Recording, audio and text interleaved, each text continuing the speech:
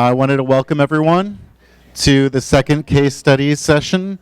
The case studies, we're looking at insights and lessons learned from actual MOOCs that have run and what we've learned from them. So the first one that we're going to have comes from Davidson College.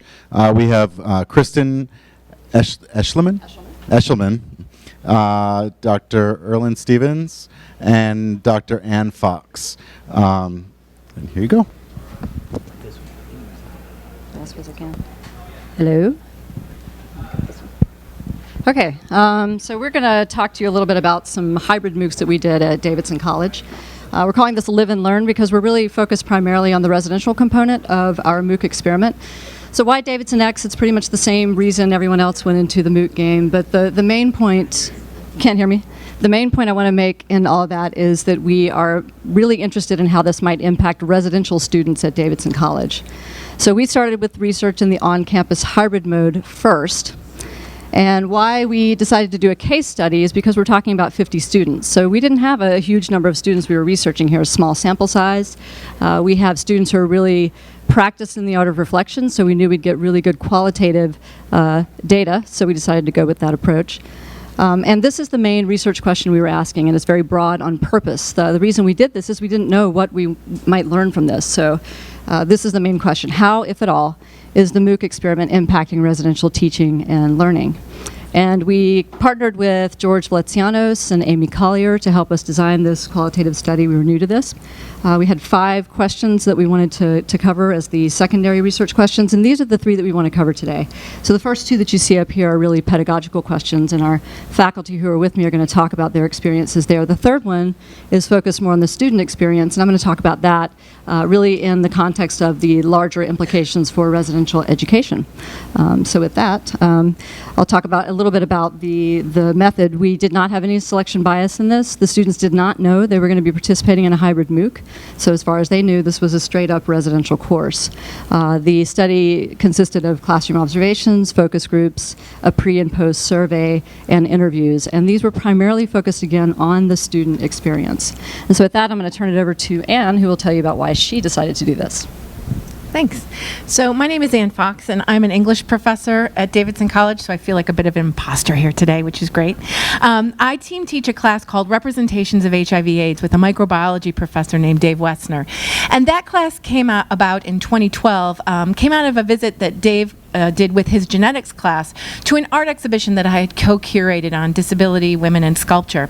And it got us to talking about the social context of illness and disease. And that led to a further discussion about, well, how could we transform this into a sort of semester-long experience for students? And so that gave rise to a course called Representations of HIV/AIDS, in which we talk about how scientists and literary critics create knowledge about HIV/AIDS in similar ways. And the class was really successful. We've done 3 iterations of it, and by the 3rd iteration we were asking ourselves, how can we take this beyond the 30 students that we meet with in the Davidson College classroom? And so that's why we decided to do a MOOC called Representations of HIV/AIDS. And that MOOC launched a year ago. And the residential class and the MOOC both discussed how artists and scientists sort of think about illness, disease, and specifically HIV/AIDS.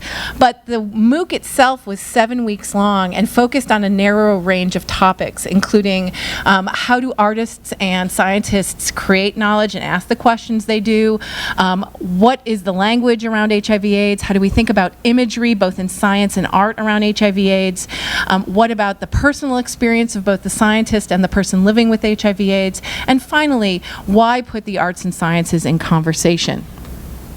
And we involved our residential students at Davidson College very heavily in the MOOC. They were part of the production of the MOOC content. The Colgate students who presented so wonderfully in the previous session talked about fireside chats, and we called them Charlie Rose discussions, where the students were talking with us about topics in HIV/AIDS. The students in the class version in the residential class learned the material a few weeks ahead of the MOOC students. The MOOC launched in October. And so the residential students ended up leading discussion forums for the MOOC students on the edX platform. And the residential and MOOC students co-curated an online exhibition that you can look at representingaids.org, to which they contributed what we called cultural artifacts, or examples of representations of HIV/AIDS that they had found in culture. And so what were the takeaways for me as an instructor of this MOOC? Well, I think primarily bringing global voices and perspectives into our Davidson classroom. The experience for our students based in suburban North Carolina of hearing from people who'd lived with HIV/AIDS since the early 80s, hearing from a doctor in India who's treating patients with HIV/AIDS, hearing from a mother in upstate New York whose daughter was very ill with AIDS, was something we could not replace. So these global perspectives and voices were really great. And this is a Google map of all the places where students were from in the MOOC who contributed to the representingaids.org exhibition. Some of the other takeaways, well, things that I feel like worked really well for us, it extended the impact of the liberal arts, right? This idea that complex problems involve multi-perspectival and multidisciplinary solutions. There were exciting opportunities to bring in outside experts. For example, Stephen Arpadi, who's an AIDS researcher here at Columbia, was interviewed for our MOOC and was part of that process. The residential students were able to facilitate discussions with their international colleagues, and I think that's something that allowed them to be less US-centric in their approach to HIV/AIDS and their assumptions about it. And the students who took the MOOC and who helped facilitate discussions in the MOOC said that it enhanced their understanding of HIV/AIDS.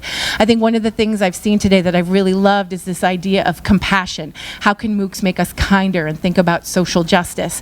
And I feel like that was something that this MOOC allowed us to think about. And the MOOC curation is something that I've taken into other courses at Davidson. I am a disability studies scholar, and so right now I'm building another curation based on the experience of representing AIDS, HIV/AIDS.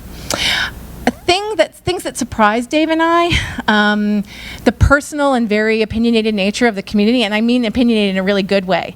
I think the MOOC created an international community in which people sort of struggled, talked to each other very passionately about ideas. We heard in the post-lunch keynote that these communities are very respectful, and I think we were afraid we'd have trolls, we'd have reactionary participants. No, it was a very cohesive, supportive community. We took away readings in the MOOC, but the students who were involved in the residential class said that they still learned a lot. So it was interesting, and Kristen's going to talk more about some of these paradoxes. And another paradox was, even though our residential students were very nervous about facilitating discussions, they really valued that experience. So there were some interesting kind of contradictions. And we found that the residential students frequently brought comments and questions that had arisen in the MOOC back into the classroom without any prompting from us. So it was a really rich and wonderful experience. My colleague Erland Stevens is going to talk to you about his experience in a very different kind of course, medicinal chemistry. Thank you, Anne. So I had a little bit different experience from Anne in my course.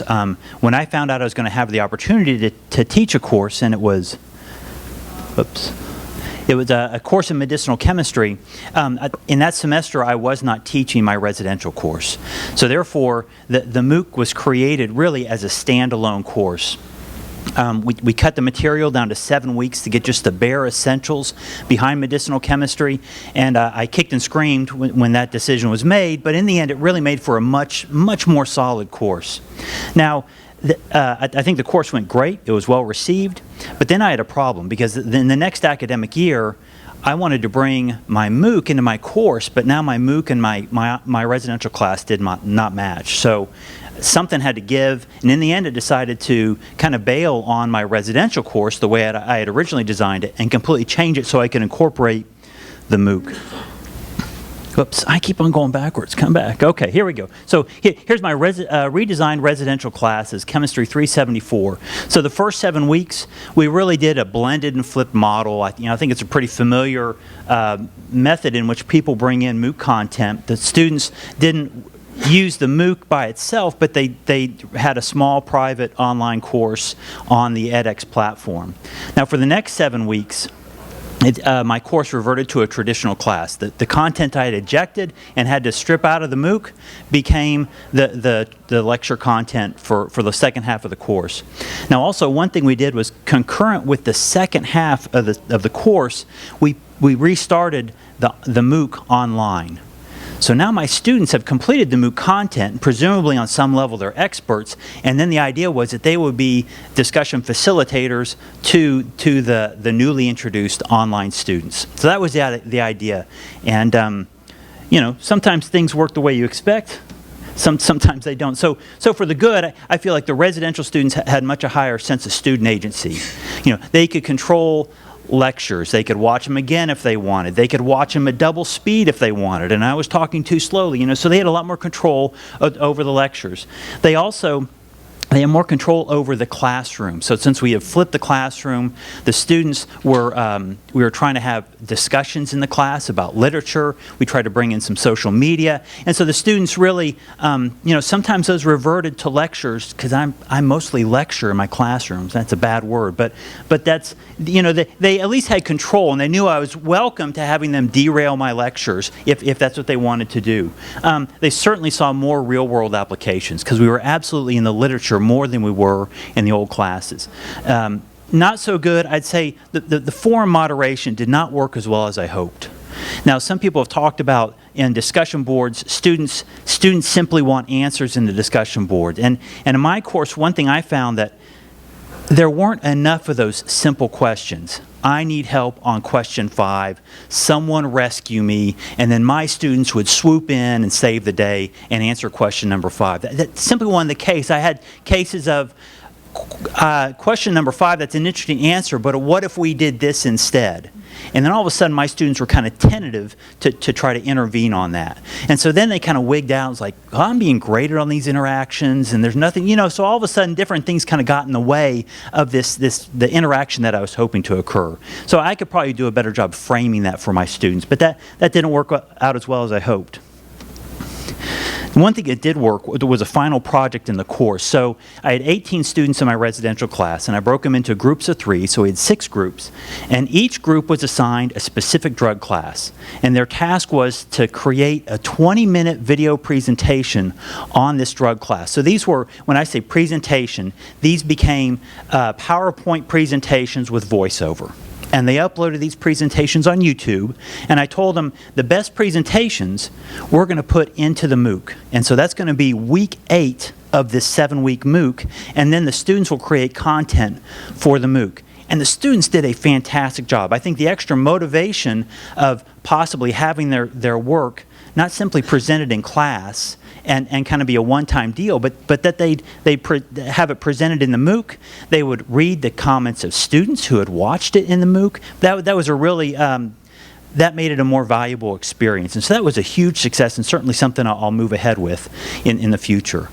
So these are some of the big outcomes for the course that I taught on medicinal chemistry. We've heard from Anne about the HIV/AIDS course, and now we'll come back to Kristen, who will give us some institutional takeaways. I think this one's a little better. Okay. So what are the larger takeaways for residential education? We really wanted to, we saw a number of thematic findings from this, but we wanted to point to 2 that we think are very interesting in how we're going to pursue the research further. And those 2 were really brought about by these paradoxes that they both referred to between the student expectations and the experiences in the course. And these are the 2 topics that interested us most. So the concept of rigor and implicit bias. Rigor in the sense that both faculty and students in both courses all indicated across the board this was a less rigorous experience for them. So going through the MOOC, I mean, not necessarily the hybrid piece, but just the MOOC piece of the course was less rigorous.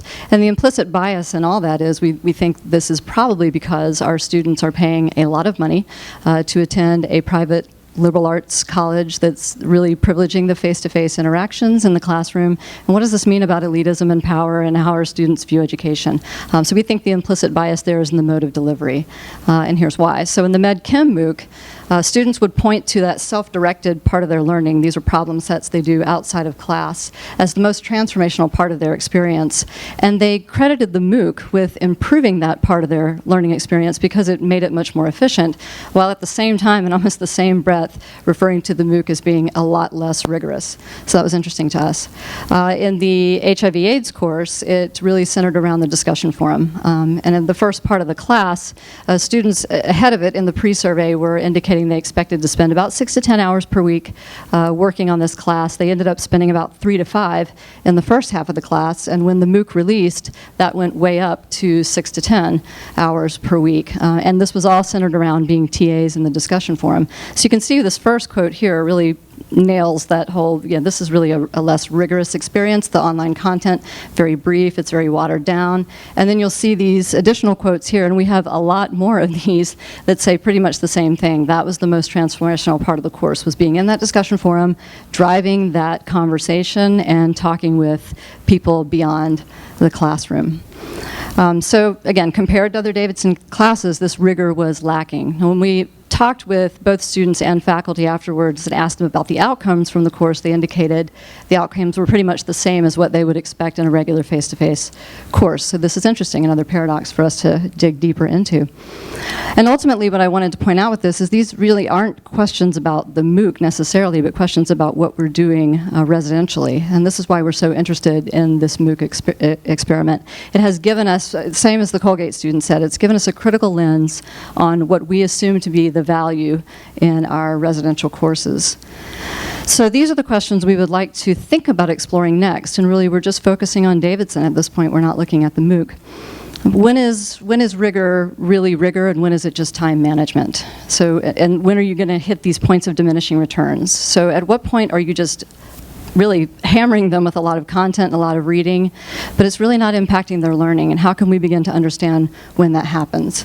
How can we take advantage of online learning, MOOCs? How can we maybe use these to reimagine the curriculum in new spaces? If we've got freed up time, looking at rigor in a different way, what does this mean? So we really want to take the outcomes of this, dive a little bit deeper residentially, and see how we could reimagine the liberal arts. And I'm at the end, so I'm going to briefly just say a lot of the biggest takeaway for us has been this whole move toward R&D, and we are now kicking off a formal R&D process on our campus. We'll be experimenting in these ways going forward. And I only have a couple of minutes for questions, so I'm just going to end there.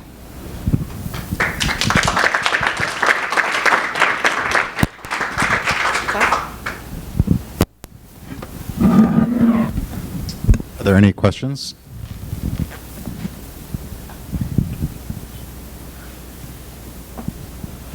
So when you give the MOOCs a second time, how do you plan to make them better? Sure. I've had a chance to repeat not the residential combination of the MOOC, but my MedChem MOOC has run twice. And so one thing that came out of the first run was we had the opportunity to collaborate with Novartis. So Novartis expressed an interest to collaborate with us. And so they're providing some forum discussion support, and they've also given us access to some of their scientists, and so we have interviews with their scientists interspersed to give real-life information. I think I've talked to you before, Dr. Pritchard, about we did some pre- and post-testing in the last run, and I think our pre- and post-test is probably a more rigorous concept-driven test than it was before. So I think we're trying to improve some of our assessments as well. I would only add, we have not rerun our MOOC yet. Hopefully we'll do it next year. I think one of the key things that Dave and I, want to do is sort of better prepare our students to be forum moderators. I think we didn't, when we sort of entered in, we said, okay, this is a grand adventure. We're kind of throwing you into the deep end of the pool. And now thinking more carefully about preparing them pedagogically as well. So I think that for us is a big difference. And there'll be others, but we haven't contemplated them yet. All right. Thank you so much.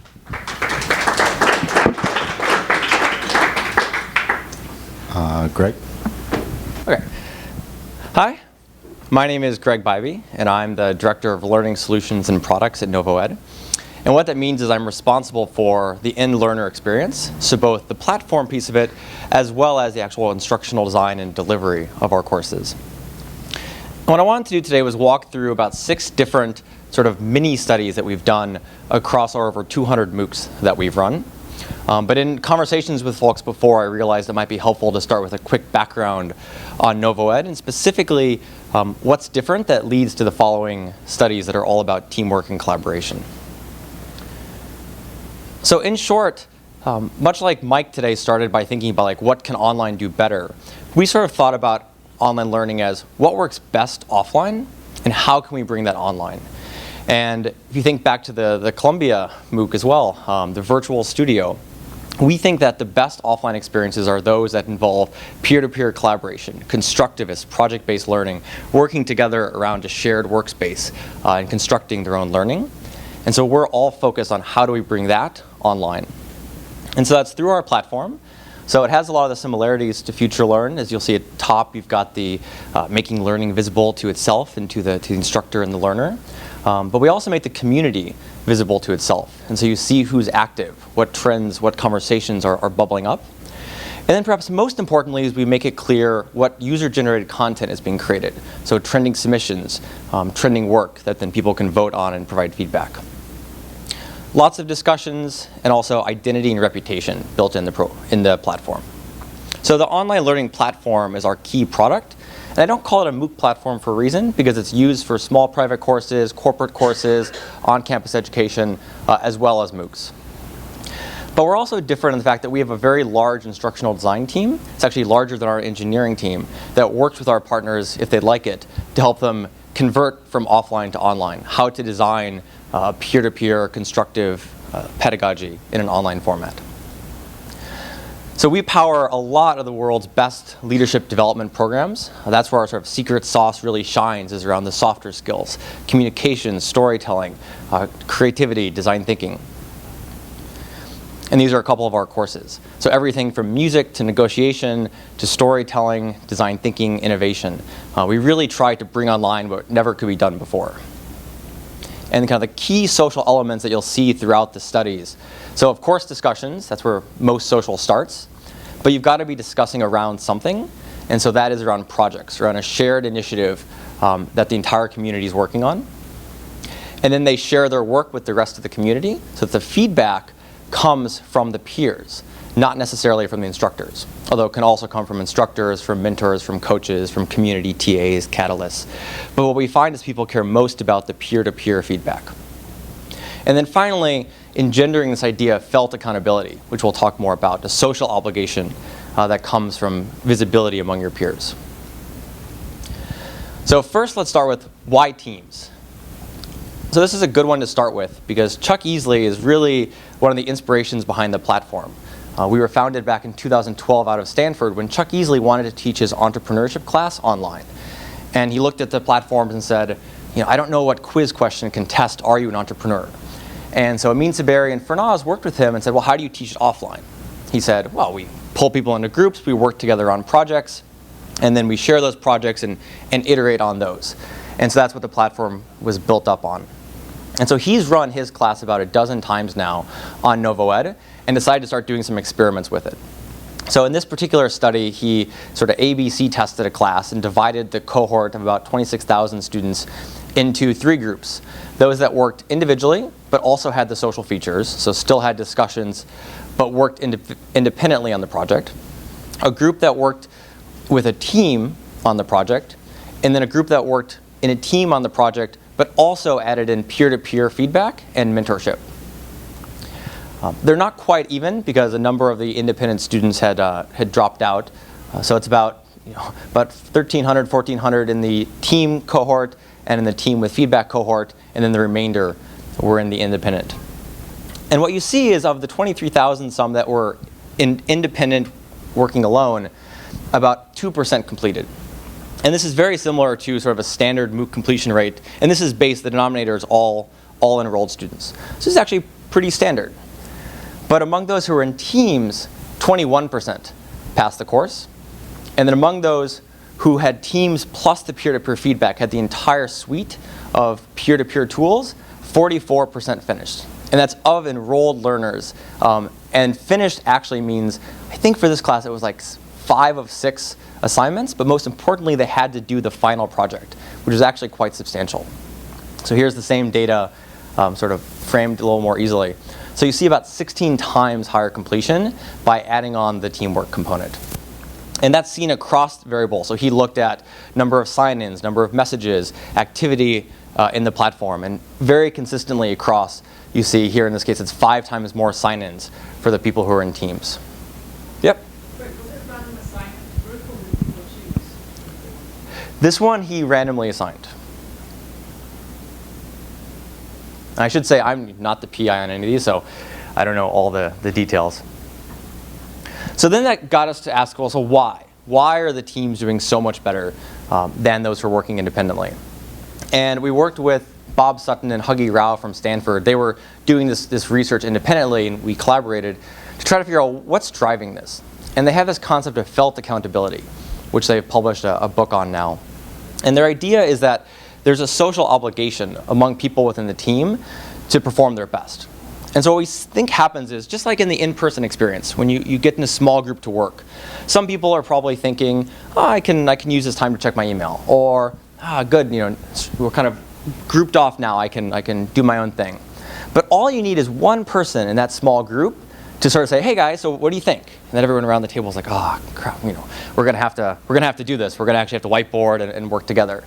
And then 10 minutes later, someone else jumps in, and then more and more pile on, and it sort of rolls up to having a really good experience. And it's all because of this peer-to-peer social obligation that you didn't want to be the one in the group who held back.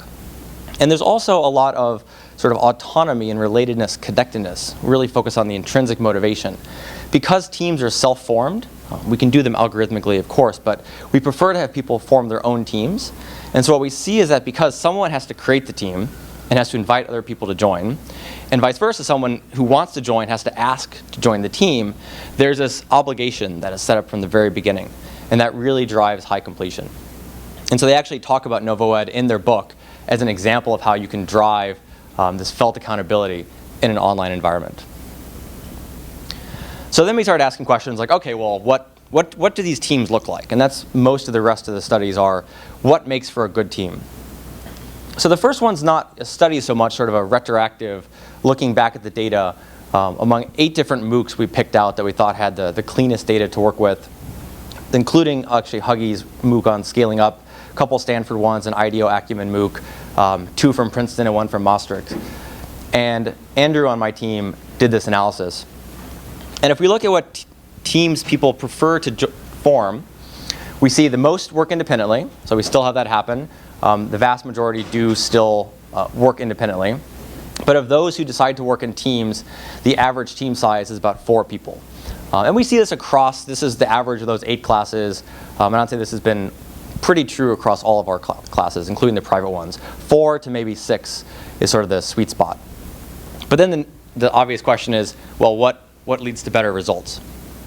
And so looking at completion, and in this case defined by each course, so every instructor can set their own criteria, we looked at what percent of assignments did the members of the team complete.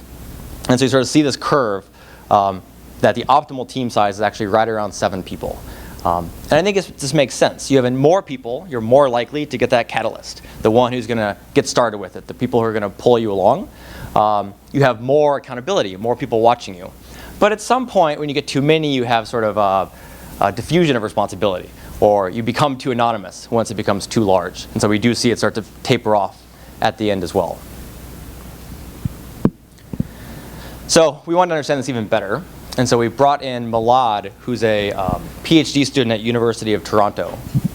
And we said, okay, now we want to do some real rigorous data. So some of the stuff before that we did, we're not PhDs in this. We brought a PhD in computer science, engineering, and mathematics to really study this and figure out what's going on and what works. And so he looked at 11 different courses ranging from 200 to 25,000 students and looked at, okay, what are people's preferences for forming teams? And then more importantly, what leads to better outcomes? So the first he looked at was age. And what he found was that people prefer to work with people of the same age. So you see, you kind of tell the diagonal in the middle there. People who are of one age choose to join teams with an average age that's roughly in the same range as they do. And the good thing is that it turns out that results in a better performance. So all of these charts are roughly sort of the same style. So on the x-axis, you have the average distance. In some cases, it's obvious. In this case, it's years, or we have kilometers. And in some cases, he's defined essentially entropy measures or ways to measure distance between variables. So that's the measure of dissimilarity. And then the y-axis is sort of the cumulative density of how many people within this group had less than or equal to that distance. And so what you see is that actually the less the distance, the more the success. So if you see the orange, it is a little tricky to follow. The orange will show the most successful teams, and then red less, and blue less than that. And you can see that the orange are always up and to the left of the less successful teams. And so age homophily is not just a preference, but it also results in higher completion. The same is true for distance. He looked at both latitude and longitude. And the hypothesis here, because latitude, I think I get these right, latitude distance didn't matter, longitude it mattered a lot. And we think this really came down to the time zones, that people found it preferable to work with others in the same time zone. And just like in the other, those with a less latitude distance or longitude difference tended to work better and had a higher completion rate. Next, he looked at education level. So in our profiles, we ask what's the highest level of education you've completed. And same thing here. Teams prefer to work with other teams with members of similar education levels. And thankfully, that also results in a higher completion rate. So by now you're hopefully asking, well, what about diversity? You know, I thought diversity is going to lead to better team outcomes. And so that's where we do start to see that. So we also ask about experience. We ask for company. We ask for industry. And some courses actually ask for, what are you interested in working on? And here, thankfully, we see the result we would like to see, which is teams actually prefer a diverse set of skills, and a diverse set of skills results in a higher completion rate. So this was the one that made us all very happy to see that. It is true that a diverse set of skills results in a better experience, not necessarily a diverse set of demographic characteristics. Gender, we don't have, there's not a good chart on this one. Essentially, there was no statistical difference in terms of team formation, so there's no homophily there. But our data is a little different than FutureLearn. We're about 2/3 male. It varies by course, but this is something that we're definitely trying to work on, is to increase the gender balance. So in summary, because I think it's a little tricky to follow, the characteristics, age, location, education, gender, and skill set, what we found to be most effective were similar age, similar location, similar education level, but diverse gender and diverse skill set. And fortunately, that was people's self-selected team preferences as well. So that's sort of the first piece of forming a good team then, is what's the right team size? 7. What's the right team composition? A diverse set of skills, diverse gender, but the rest of the variables, similarity might be better for collaboration. So then we thought of, well, how can we help scaffold teamwork? What can we do to make the teams collaborate together? So this one was a study done by Allison and Drew. Drew's on my team and Allison's at the Presidio Institute. And they're running a private beta of this class, Introduction to Cross-Sector Leadership Building Teams. And they thought, well, the class is on teamwork. Let's actually do some experiments around teams. And so for this one, they also A/B tested, randomly assigned between 2 completely different courses. And the courses were identical except for the instructions that were given. Specifically, one group, I think it was group 1, received extra guidelines around how to do team meetings. So this one said, well, first we recommend assigning roles. So there's a lot of science around in teams, if you assign people roles, they'll naturally gravitate and actually do the roles. So timekeeper, contrarian, and so forth. So recommends roles, recommends an agenda for the meeting and how to go through, and also to take minutes and so forth. And this was a small study, so we don't, it's not statistically significant, but it's something we want to expand upon. But the results, we liked them because they sort of matched our hypothesis, was that quality of teamwork as self-reported by the teams was higher in the ones who were selected into the scaffolded group with the instructions. And if you look at the number of assignments they complete on average, out of 10 assignments, the groups with the scaffolding completed 8, and those without completed 7. So this, like I said, not statistically significant, but an area for additional work and at least directionally promising. So the last one I wanted to show is one that sort of counterintuitive. And this is also one that was sort of recently done and something we've been experimenting with. And this was done in one of our Princeton classes. And so this is which course was this? Making Government Work in Hard Places. And the course had a set of lecture pages, videos, team assignments, quizzes, just like all the courses. But what they decided to do was, in every other one, they decided to offer topic suggestions. So if maybe you wanted to write about international loans, you could pick one in Greece, so you could look at different topics, so something that people would find more interest in. And the hypothesis was that the paths where you had to pick one path, there was only one lecture page and only one quiz, would have lower completion than those where we gave you 3 options, where you could actually pick a topic area that interested you, work on a project, you could pick your project a little more specifically, and then the quiz and the other assessments were aligned to your selection. And we did not see this. The blue there is submissions, which what we actually saw is that we don't know if people were confused or they got excited, but the ones that had multiple options, people actually submitted multiple times. So they would go through it several times, once for each of the options. But the actual number of learners participating followed our sort of traditional pattern of it declined slightly after each assignment. And we didn't see any pickup for the ones that had the options. So this one was a little counterintuitive and something that we're going to be testing. We want to try out more. And there was no random assignment for this one. This was something we just sort of tested on the fly, but definitely an area we want to explore a little more. So with that, I'll pause and answer any questions. And I'll say I have, for about half of these, I have some case studies with me with more details. So feel free afterwards. We'd love to continue the conversation. I can give you handouts with details as well. Great, thank you. We have time for one quick question.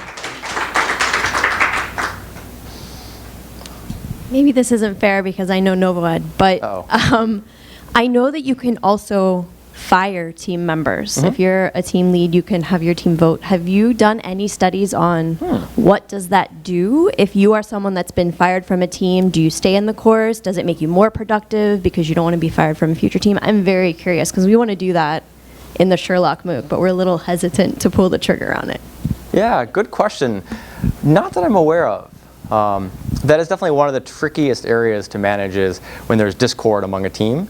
And so typically we like someone to just choose to create their own team. So most of our teams are dynamic, which does make some of the analysis tough. You can come and go from teams, but we haven't actually done a study on that. That's a good idea. Dude, you're volunteering. Yeah, nice. Use us. We want to try it. Thank you. Cool. I'm out of time? Yes. Cool. Thank you. Thank you Thank so you very much. much. I appreciate it. This is David Pritchard. Is that right? From MIT. Thank you. Yes, so good afternoon. So really, this is the work of my group, but Sait is in Turkey, so I'm going to take credit for it. No, seriously. Okay, so what are study habits and why should we study them? Let's start with why you should study them.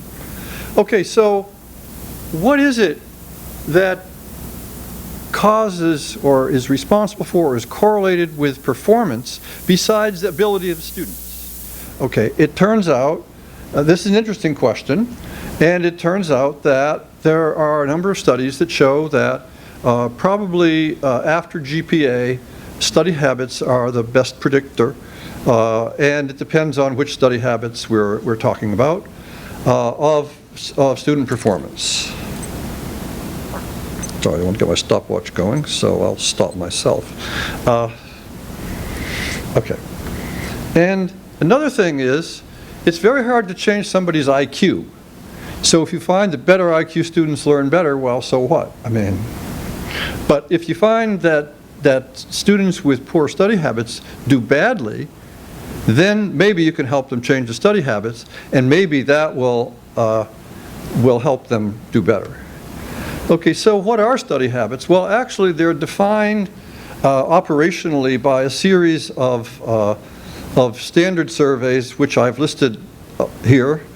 And these are the surveys that also have some research associating the responses in the survey with academic success.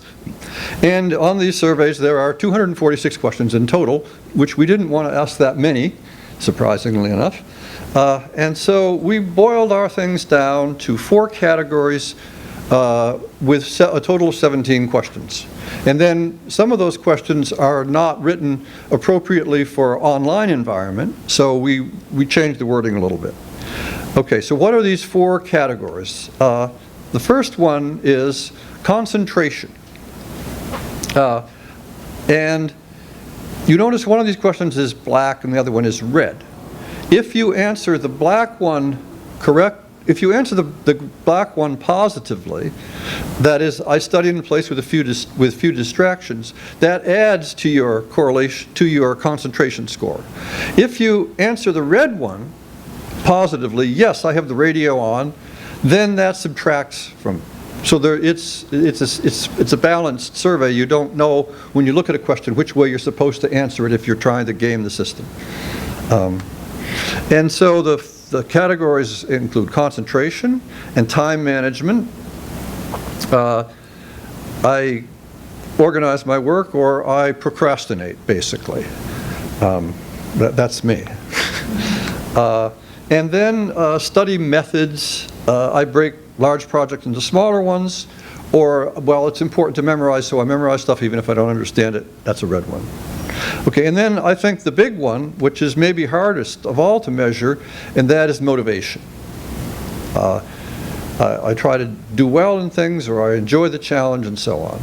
Okay, and I have to give a nod to Ryan Baker, whom I don't see in the room here, but he's done some interesting work in trying to infer some of these things in an online environment, and sometimes by watching students working in the online environment, and then correlating it later with what they actually did. Okay, so the sample that we used was the MOOC that we've taught this, wait a minute, is that right? No, it's the one we taught in the spring. Well, okay, that's all right. And it's a derivative of an earlier MOOC we've taught, going back not only through edX but also through Long Kappa, if you know about that. Long Kappa is an open source platform which is one of the few success stories of sharing resources broadly. It has 140,000 questions that have been run.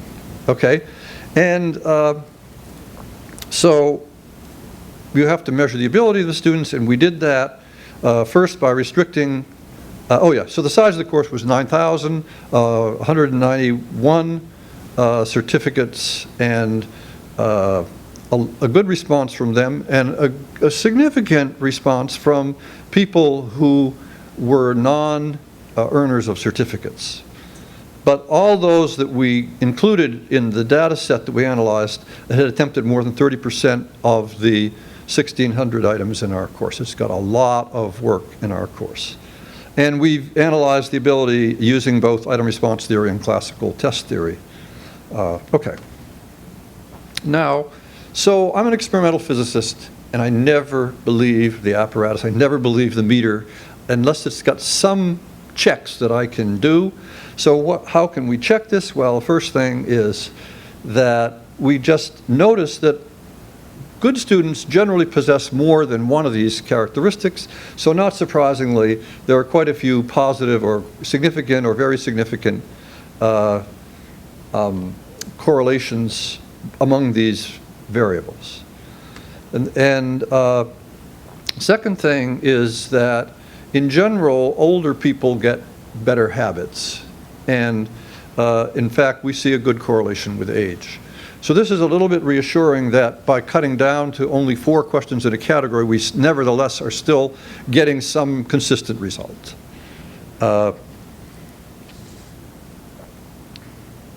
Okay. Now, what's kind of interesting is that we noticed a lot of correlations of our SHS, that's Study Habit Survey, with the motivations that edX collects for why people are taking the MOOC. And, well, one of the more dramatic ones is if you look down, APC, that means the reason I'm taking this MOOC is to prepare for the APC course.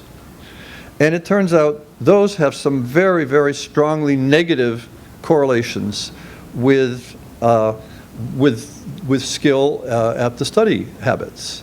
So why should that be? Well, first of all, these people are pretty much guaranteed to be young because it's only high school people who are going to take the AP course. And maybe even it's the weaker ones of those, but I'm not sure about that. But I certainly know about the age. It's interesting, and for those students who are going to take the test, obviously this is very valuable to their future because they want to pass the test. So that's probably the future correlates with the APC for that reason. Okay. And as I said before, there's a big correlation between students having good study habits and students being born earlier. That is to say that they're older now. Okay, so the big payoff is how do study habits correlate with academic performance? And there it is. As far as we can see, this is, in this case, the red indicates statistical significance at the 5% level. So out of 16 different correlations, the learning habits, oh yeah, okay, we have a pointer. So the learning habits here on the, whoops, is that working? No. Yeah, so, I guess you can see it. Okay, so the learning habits down here, and across the bottom, different measures of academic success, the average points, the percentage correct, the IRT ability, and the grade that they got in the course. We see only 1 out of 16 at the 0.05 level. Well, how many would you expect? 1. Okay, so basically, there is effectively no significant correlation between how the students filled out the study habits and how they did academically. But if I average everything together, if I just say, oh, I don't care about the particular study habits, I just care about the average that they got, you know, for all 4 study habits, and then it's barely significant at about the 0.05, maybe 0.02 level. Okay, so that was a disappointment. I mean, all these other studies are really showing a lot of correlation between these surveys and performance, and we're not seeing that. It may be one more sign of having a very diverse group in many respects in the MOOC. Okay, so now I want to switch gears and talk about operationalized habits. Or what I mean by that is, so you can ask somebody, I procrastinate a lot. Well, if you have a whole bunch of log data from the MOOC, what does procrastinate mean? So you have to decide what procrastinate means. It might mean that you do it in the last 4 hours before it's due, or 8 hours, or 12 hours, or 2 days. Okay, pick your number, right? You have to, or maybe you're going to use some weighting in there. So you have to operationalize these concepts. And the one that and then you can move from surveys to observations of study habits. So the one that we took is in the promptness of submitting homework, which we measured in 2 different ways. One of these is the obvious one. Well, actually, number 2 is the obvious one. How long between when you submitted this thing, or when you had gotten to 60% submissions, 60% is passing in our MOOC. You don't have to do all those 1,300 items. You can just do 700 of them. And then it turns out that we sometimes release 2 or 3 weeks at a time, and sometimes we just release 1 week. So another thing you can do is you can just say, well, how anal compulsive are the students? How long can they not, what drives them to, right after you put out 2 or 3 weeks assignments, they'll go do them all. Okay, so that's the time after release. So these things are slightly different, but they're basically on the idea of do I do things right away or do I wait? And then the next question is, are we measuring anything that is consistent across the course? Okay? I mean, maybe week to week, people have different obligations, and sometimes they do it early, sometimes they do it late. Well, it turns out that both of these variables, the time after release and the time before deadline, have a correlation of about 0.85 from week to week. In other words, however they behaved in week 3, they're going to behave the same way in week 4. However they behaved in week 11, they're going to behave the same in week 12. And then if we took 2 weeks that were 10 weeks apart, you know, like the first assignment or the second assignment and the 10th or the 11th, then that correlation dropped to 0.65, but it's still a very significant correlation. So students show stable habits across the course. Now then, the next question is, does this have any influence on how well they do? And what we found was that the earlier submitters did much better, and it didn't matter what time interval we picked. We could pick 48 hours, 24 hours, 12 hours, or 4 hours. All of those time intervals, and then we would just say, okay, you're a procrastinator if you procrastinated until 4 hours before the deadline. Or you're a procrastinator if you waited after you had 2 weeks to do it, or 3 weeks to do it, actually. We have a minimum of 3 weeks available. If you waited until the last day to do it, you're a procrastinator. Or if you waited until the last 2 days. Okay, so it turns out it doesn't matter very much which of these criteria you use to operationalize the concept of waiting until the last minute, but we typically see that those who do it before the last minute get it 35% correct, and those who wait until the last minute get 25% correct. And we're measuring their correct the first time.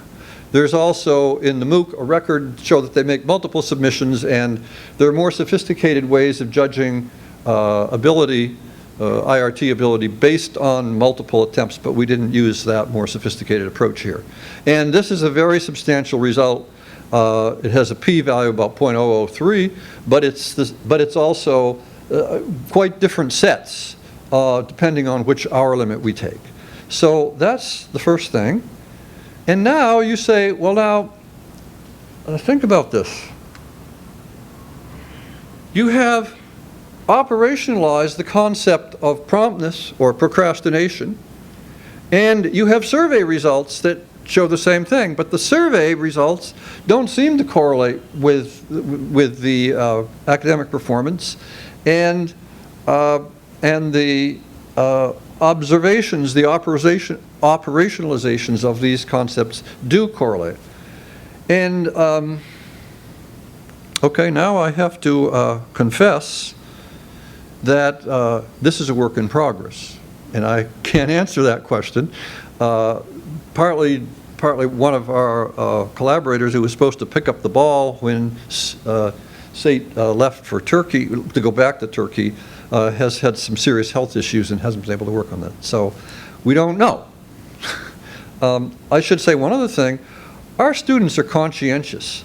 In this thing, of course, in this looking at the different time intervals, we would find a different percentage of the students who had done the homework early, and 61% submitted 60% of homework assignment number 1 before the 48 hours, before 2 days, and 81% had submitted it before 24 hours.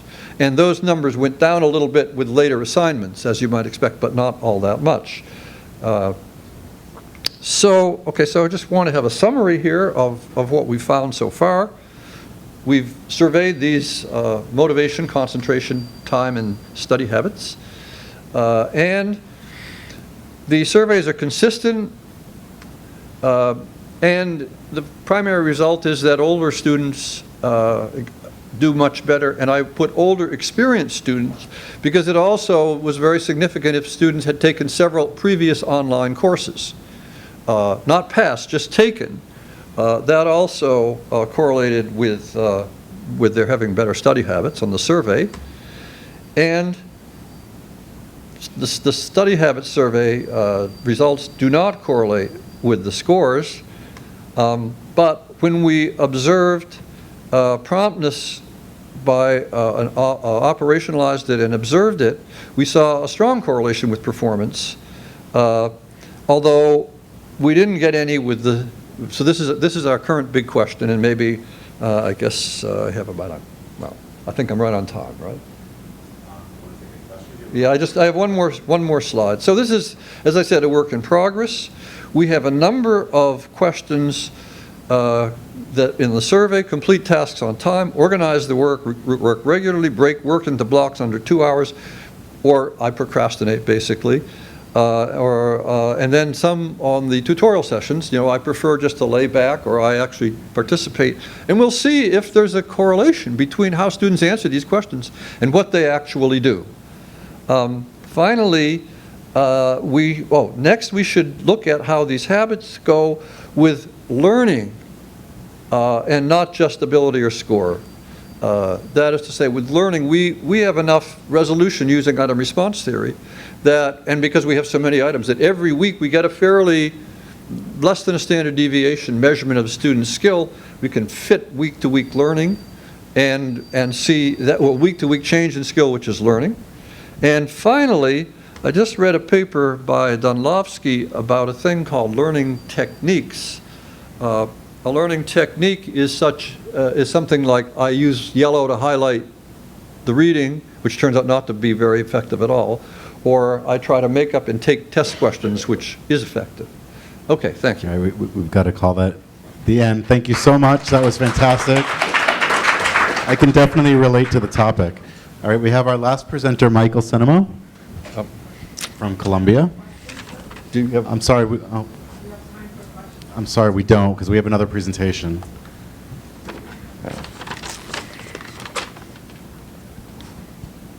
Okay. So I can take this out, and you can figure out how to deal with it. I'll get that for you, try this. Hi, everyone. I am so happy to be here talking with you today. I'm Michael Cennamo. I'm an educational technologist here at the Columbia Center for Teaching and Learning. I'm also a doctoral student and instructor here at Teachers College, so this is a real honor for me. At this center, I've had this awesome experience, opportunity of working with on blended courses and online courses, also these massive courses, and really small courses. So I've been able to sort of go between those two worlds and think about what influences what and take lessons from both. And that's really why I'm here today, to talk about building MOOCs and building small blended classes and what I learned from both of them. Oops.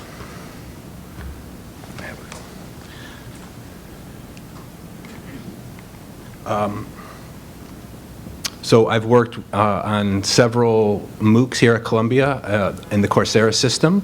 I've designed them and maintained them. Big Data in Education, Virology 1 and 2, Sustainable Development. I've also worked on the 4 edX courses. 4 so far. We're new to edX, but now we have both edX and Coursera. The 3-part Civil War and Reconstruction with Eric Foner, as well as Ryan Baker's Big Data in Education. We moved it over from Coursera, and now it's in both platforms. But I've also worked with lots and lots of faculty here at Columbia on much smaller classes, thinking about how to blend their class and use technology effectively. And that's how I met Professor Brent Stockwell. He's an instructor here, undergraduate biochemistry course, and together we redesigned his course. And that's what we're here to talk about today. I love this book, The Power of Two. We sort of came together, two different people, two different ideas and energies, and we complemented each other. We formed a bit of a relationship. It's in its 4th semester now. We made a lot of mistakes, a lot of iterations, And we have a lot of things that I think would be helpful to other people who want to use technology in a classroom or in a MOOC. So before I talk about MOOCs, let me just talk through what Brent and I did together for his online class. We started with this idea, that the idea of blended learning, that if we can integrate the best of online and the best things that he can do face-to-face, it would create something more powerful than either of those. That was our starting point. And we then looked at blended learning, and we whittled it down to these 5 considerations that we followed pretty carefully. Backward design, we started with his goals. What's your goal? Brent's goal was to take, so his students could take what he was lecturing on and be able to problem solve real-world problems and tangential problems, not just the problems based on the material, which they couldn't do very well when he was just straight lecturing. We looked at the strengths and limitations of face-to-face learning as well as online, and we figured out what's better for both. What could Brent do better than technology could ever do? What can technology do better or faster than Brent can do? And how do we put those together? We try to make it student-centered. Even though Brent was still the organizer, orchestrator of it, we made it so the students were more responsible for their own learning. We reimagined how we could use assessment and tools, and only at the end did we come up with any or think about technology. So we came up with this sequence of events, and these by the way, these considerations really helped me thinking about MOOCs, because it really sifted out what technology could really do better or really do well. So we came up with this sequence of events, and it's probably difficult to look at or visualize this way, so let me show it to you in a couple different lenses.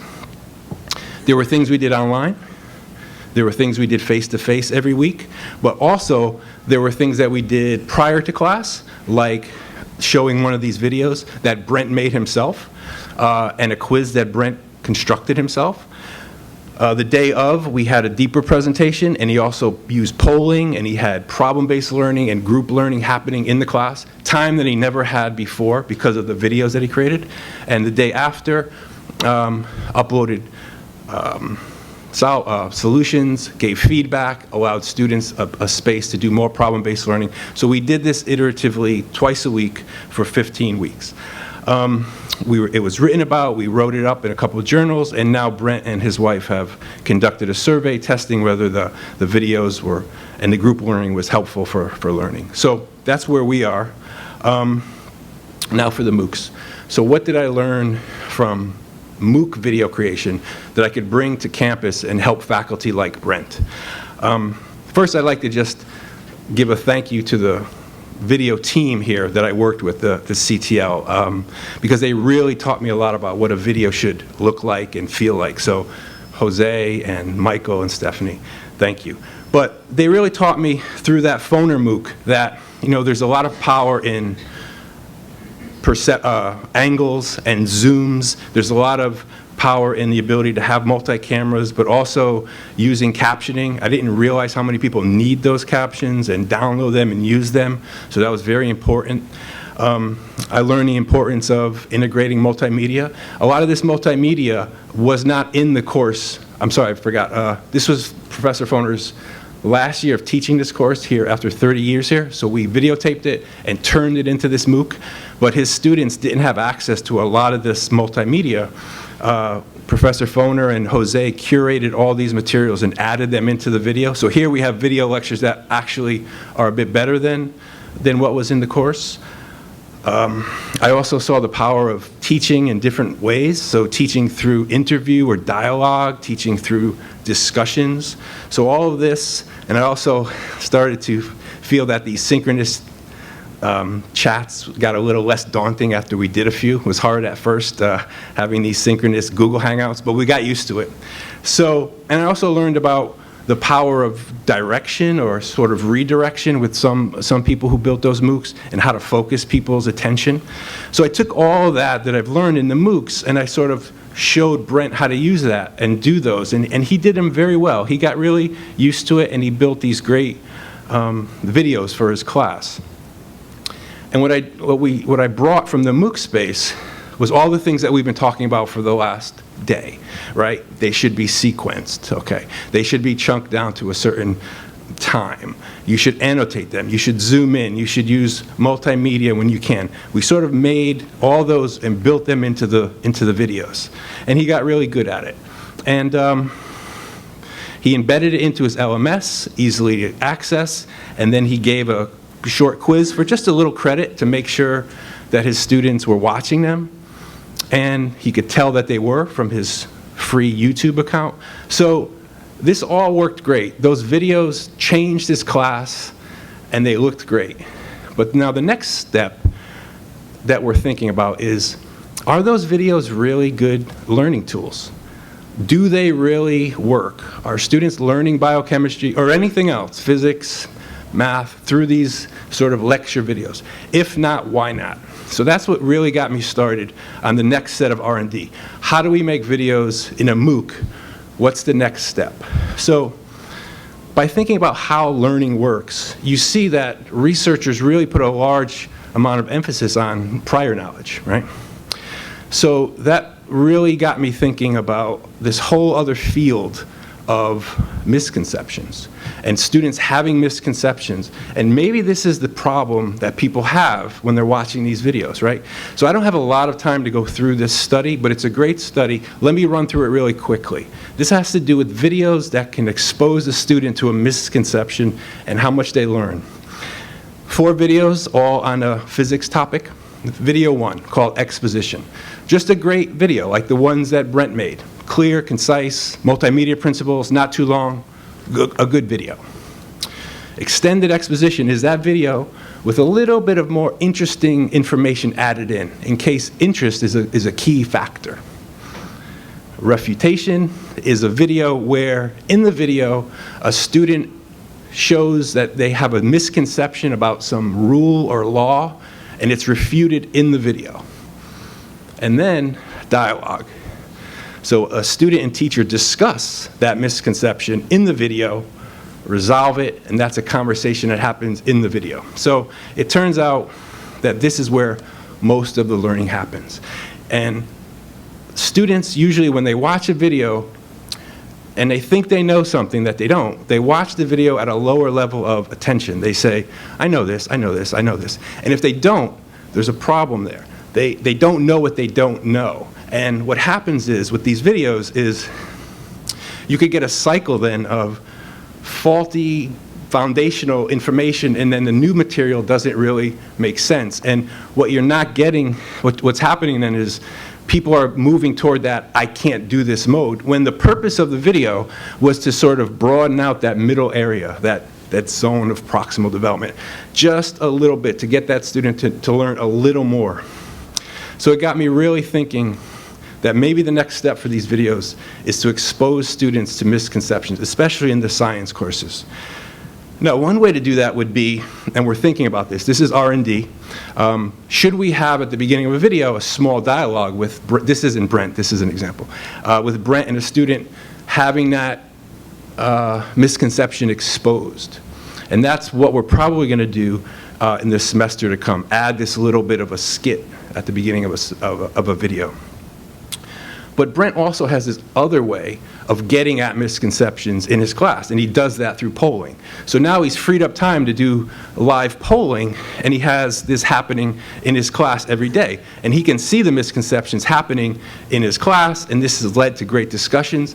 So I was thinking, well, how do I then take the power of polling and bring it into the MOOC? I've brought the lessons from the MOOC into his class. How do I take what he's doing in polling and move it out into a MOOC? So in the Eric Foner MOOC, what I did was every week, I started the week with an introductory opinion poll. And I let the students answer it and see their results and everyone else's results. But we didn't stop there. At the end of the week, we gave the same opinion poll, and then we let students see and compare the answers at the beginning of the week and the end of the week. And that led to these great discussions right inside of edX. Why did your opinion change? If it changed, why? If not, why? Where in the video lectures did Professor Foner get you to change your mind? So this was a great way for us to think about polling in a MOOC, not just to get one answer, but to get 2 answers and hopefully compare and see a change, maybe a change in learning. a change in opinion and let students see that. So this is some of the discussions that happen right in that polling area, which I thought was great. Another thing that I think I took a lesson from Brent's course was in supplemental materials. He freed up so much time in his class that he was able to bring in these extra materials, these peer-reviewed journal articles, and had discussions about them, and students really loved this. So I thought, wow, what a cool thing to be able to bring in these supplemental things. How do I bring that to the MOOC? So that led to a relationship with the history librarians here at Columbia, Ty Jones, Mary Freeman, and they lovingly curated dozens and dozens of primary sources, and we put them into the edX MOOCs and then had discussions around them. Let me show you that real quick. This is just a page of all the primary sources in one page. It was awesome. So these are things that, and they also created questions. If you were a history teacher, how would you use these primary sources? And you could click on any of these and zoom in on them and analyze them. So it was just a great way to have a discussion. And then discussion boards went around these primary sources every week, and students were able to sort of go through this history class through the analysis of a lot of documents and deeds and images and contracts and things like that. So this was something that Professor Foner didn't have time to do, and it shows that there's some things you can do in a MOOC where you have the flexibility, the strength, the storage, all those things were available in the MOOC that we didn't have in the course. We also curated, which we didn't have time to do in the actual live class, we also curated maps and an image gallery every week. So it made me realize these are kind of things that you can do in a MOOC that you couldn't do, really didn't have time to do in face-to-face time. So we brought this lesson into the MOOC. Another lesson that we got,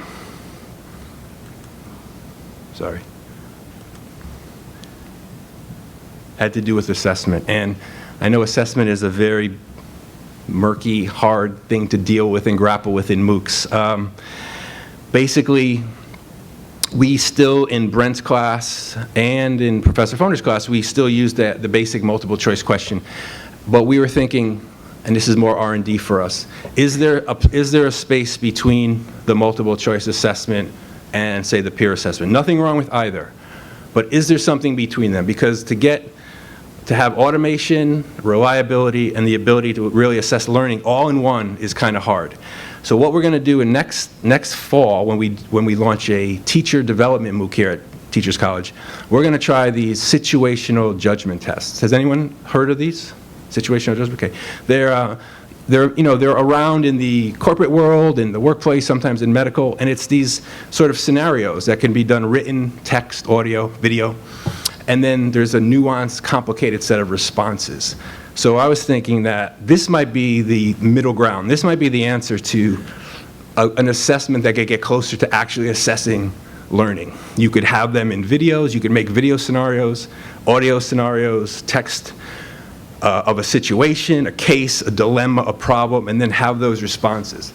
Is this a lot more work? Yes. Does it take more resources? Yes, because you have to build the case, you have to film it, you have to design the nuanced responses, but is it worth it?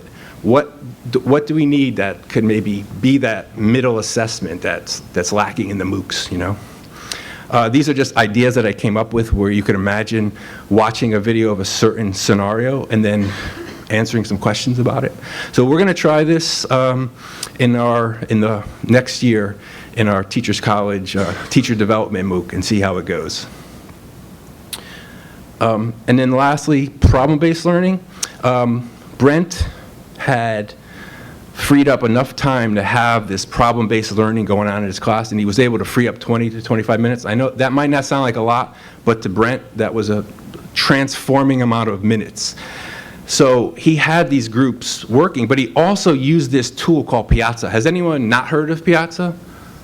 Oh, everyone's heard of it. Okay, great. So he had his students, and this goes back to the student-centered part, he had his students helping each other, and I thought, well, how about using this in a MOOC? So I wasn't sure it was strong enough to handle working in a MOOC, but I contacted Piazza, and they told me that, yes, it is. It's in some Coursera MOOCs, and it's in an edX MOOC. So this is another thing that we're going to try to get a little closer to that problem-based learning and students helping each other.